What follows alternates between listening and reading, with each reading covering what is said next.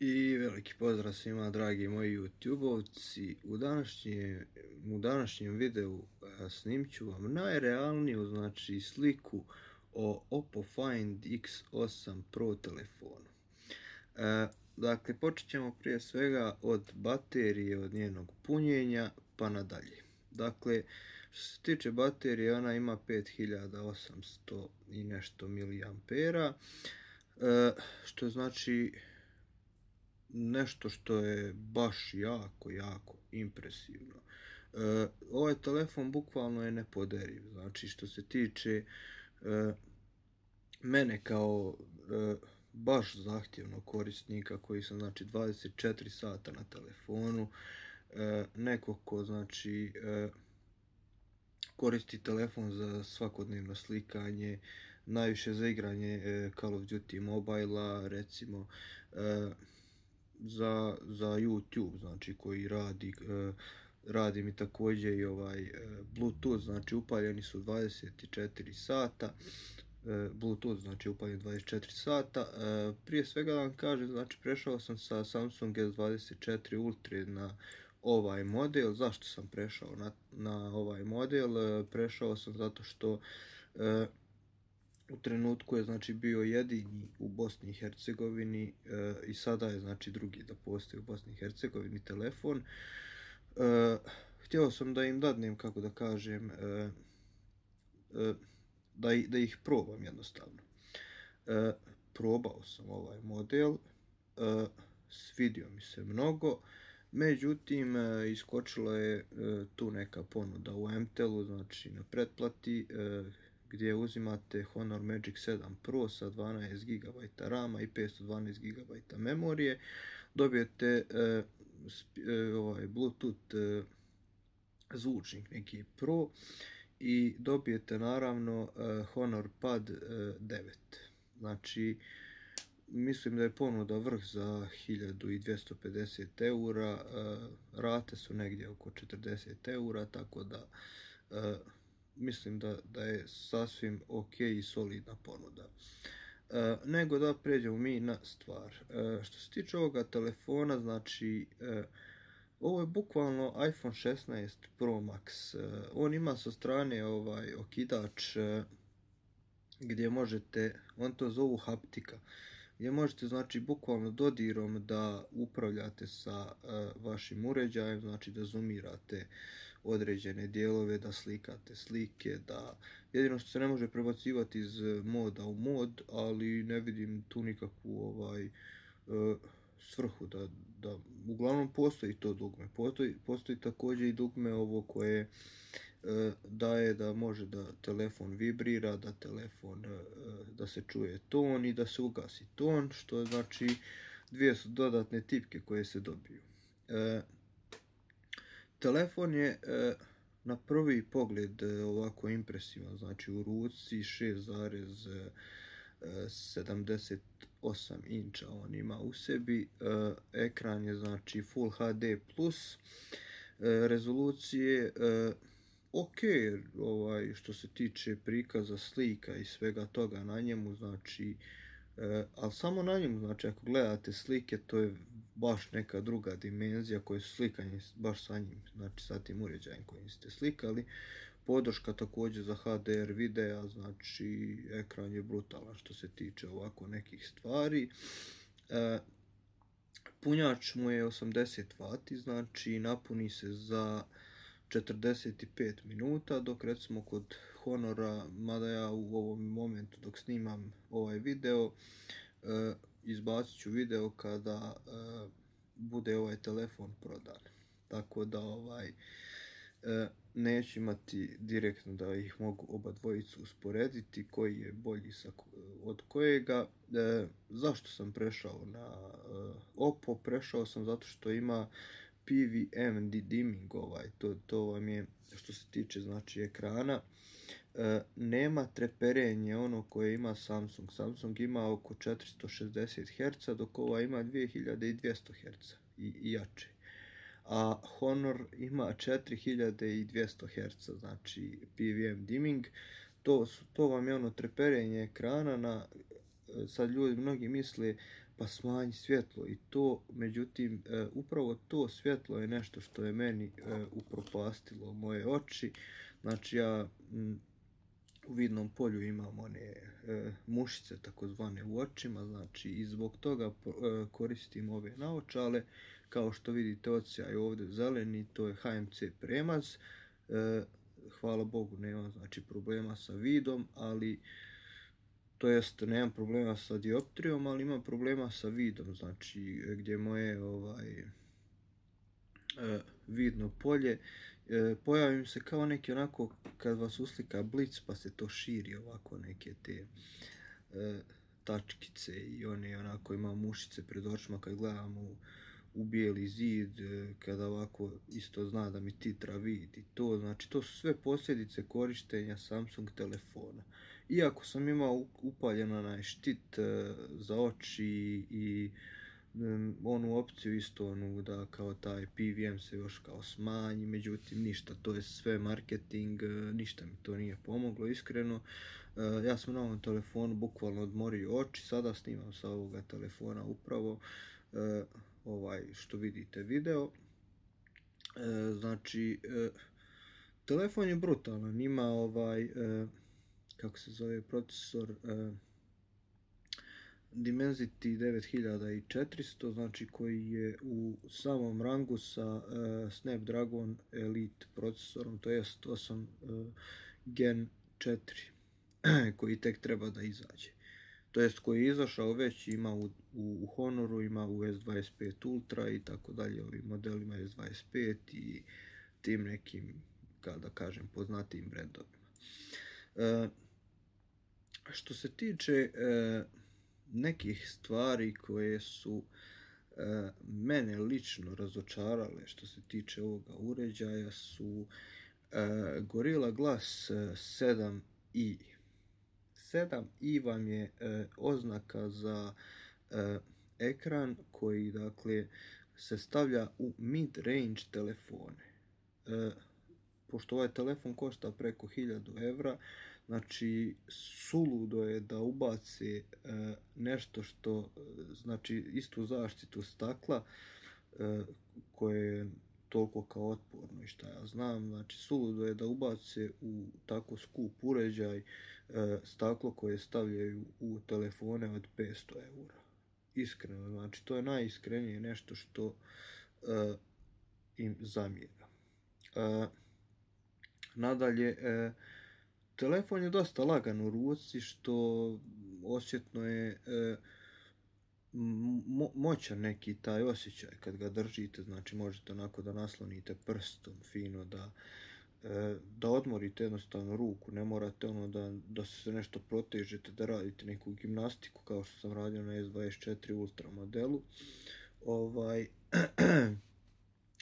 Također velika, ogromna jedna zamjerka je što se tiče zvuka i što se tiče same konekcije sa mojim slušalicama. Ja imam JBL Tour 2 Pro slušalice koje su, znači imaju onaj na sebi mali displej. Njih kada koristim uparene sa ovim telefonom, znači i kad pojačam na maksimalno, nije mi to kao u Samsunga koji ima Dolby Atmos, kad upalite one kodeke i tako to. Ovdje imaju mnoge opcije za razne te kodeke, međutim, audio kodeke da se razumijemo, međutim, ni blizu, znači nije ta povezivost što se tiče, znači, ostalih uređaja. Nešto što pozdravljam je i Air Blaster, znači daljinski što ima u sebi. Možete znači da upalite klimu, da upalite TV, da upalite bilo koji pametni uređaj koji koristi daljinski. Što se tiče ostalih nekih stvari na ovome uređaju, znači fotografija mu grme, znači što se tiče fotografija, to je sasvim neka druga dimenzija vezano za bilo koji smartphone koji sam koristio, znači u jako lošim uslovima osvjetljenja daje maksimalno, znači otvor svjetla, znači Također isto video me jako iznenadio, imate sve u prilogu, znači što se tiče videa, zoomiram ga 18 puta, znači to je jako čitka slika, ne gubi uopšte kvalitet, znači mislim gura ga taj AI, ono piše i na kutiji AI da je telefon, ali to je nešto što me jako iznenadilo što se tiče videa na jednome uređaju ovakvome, ono, pošto znamo da i Huawei i Honor i tako te neke marke nisu baš imale nešto video, uvijek su imali fotografiju, ali video nismo nikad imali tu da nešto ono može da parira sa Samsungom ili iPhone. iPhone nije iskreno nikakva usporedba, iPhone je jednostavno, iPhone ima neke svoje korisnike i to je to, ono, mislim da koristite 30 vati na iPhone u 2025. godini ili dobra je 45 vati se koristi na Samsungu, međutim mislim 45 vati, a 25 vati, znači 45 vati ga puni samo brže od 25 vati Samsung uređaj. To je iz mog nekog ličnog iskustva nešto baš što razočarajuće je. Također i 25 Samsung serija isto podržava kao 45 vati, ali to vam je ljudi samo bacanje para i sam 5 minuta, znači više punjenja imate.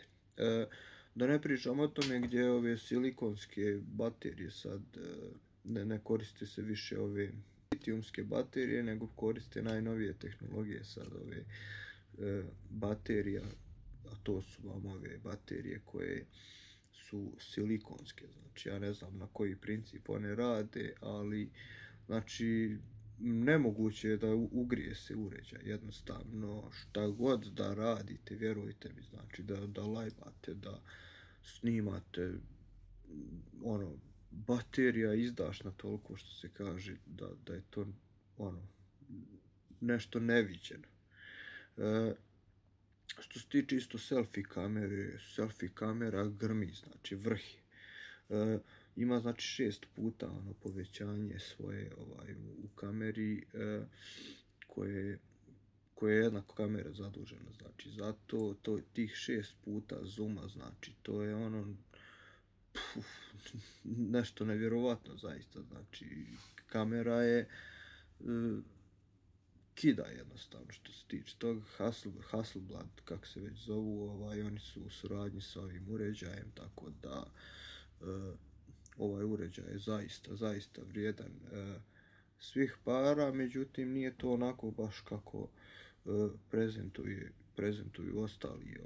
Ja sam gledao kanal Samo tehnika i radi njega sam i uzeo doduše ovaj uređaj, gdje on njega od svih tih modela Vivo X200 Pro, OnePlus 13, mada je i ovaj telefon u vlasništvu OnePlusa, tako da gledao sam njega, on je zadržao kao svoj primarni navodno telefon ovaj uređaj, međutim to su neke stvari, sad ajde oprostit ćemo im što su stavili ovo staklo, ali ja kao neko ko radi fizičke poslove, jednom da mi ispadne telefon, ne daj Bože, pukao bi, znači, imam takav osjećaj jednostavno, to je subjektivni neki osjećaj.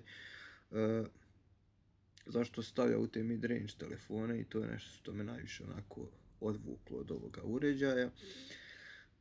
I zato sam se odlučio na Honor Magic 7 Pro uređaj, za koji će također da bude recenzija na ovome kanalu.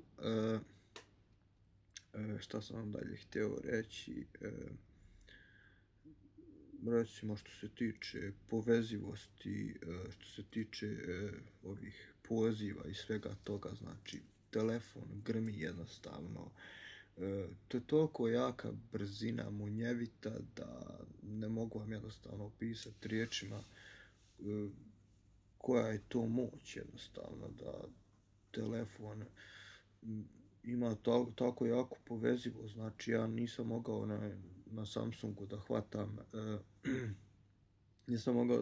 ove, kako se zove, neke signale od Wi-Fi-a, dok na ovome mogu recimo slobodno izađem u dvorište i dalje imam znači Wi-Fi, što je daleko ispred Samsunga što se tiče ovoga telefona. On ima 120 puta taj neki AI zoom da kažemo i stvarno napravi od ničega, bukvalno napravi fotografije, znači koje su grmilice, ali svi se sad fokusiraju na taj AI i to nama iskreno ništa ne znači taj AI dok god znači nema naših jezika, taj bosanski, hrvatski, srpski jezik, znači dok ti jezici ne postoje u AI sistemima, za nas je to samo prodavanje magle. I ko zna da li će ikada i doći naši jezici na, ne samo na ovaj uređaj, nego na bilo koji uređaj. Tu je i 5 godina na dogradnji znači Androida, sad je Android 15 na njemu, znači bit će do Androida 20, a svake godine se mijenja Android kao što znate, tako da što se tiče toga, vi ste obezbijeđeni narednih 5 godina da koristite ovaj uređaj. Nadam se, eto, meni kao korisniku treba mi znači jak zvuk, da imam nekako imam i basa i svega to, a to mi može priuštiti jedino Honor, također i njegove fotografije, mislim, snimit ću vam sve to kada bude vrijeme za to, to jest kad mi stigne telefon, stiže mi polovinom drugoga mjeseca, tako da iskreno mogu da dočekam taj uređaj. Nabavio sam čak za njega i punjač koji košta znači 40 eura. Znači evo vidite vi šta je to. Vidite naspram moje šake. Znači nešto strašno. Evo vidite. 100 vati punjenje. Trebamo znači pola sata da se napuni na ovome punjaču. Tako da neću previše da ulazim u tu temu sad za Honor Magic 7 Pro i da ulazim u ove ostale neke teme vezane za Samsung i tako to. Uglavnom, PVM je sve na telefonu, ljudi, jer vi koristite vaš uređaj upravo da bi vaše oči mogle da lijepo funkcionišu, da adaptiraju se na taj ekran, a ne da sad vi imate problema, znači da imate glavobolje, da imate zračenje tog plavog svjetla, da vidite te mušice, da ošteti vam se vid, znači jednostavno nije vrijedno. Ja u ovom momentu, znači, mogao sam naručiti S25 Ultra, ali ne želim jednostavno, neću da koristim više Samsung uređaje, zato što dok god ne poprave PVM taj odnos, znači treperenja ekrana, ja ću ostati na svome Honor Magic 7 Pro telefonu i ovaj telefon je znači zaista vrhunski, ali jedini razlog je znači jako loša kvaliteta zvuka i znači to staklo koje su stavili Gorilla Glass 7i. Ta oznaka i je nešto najgore što sam mogao da vidim. I naravno kvaliteta, da, to sam rekao već. Tako da to bi bilo to što se tiče ovoga videa. Hvala vam svima ako ste odgledali ovaj video do ovdje. Pretplatite se na moj kanal ukoliko niste. Hvala vam na gledanju još jednom ovoga videa. A mi se vidimo u nekim drugim recenzijama i nekim drugim videima gdje ćemo snimati razne neke teme. Vidjet ćete već šta ćemo snimati i kako ćemo, tako da hvala vam zaista svima na velikoj podršci, na skoro 11.000 subscribera. Malo ću više da vam se posvetim, da snimam malo više klipova za YouTube, tako da vidimo se ljudi u nekim idućim klipovima. Veliki pozdrav svima!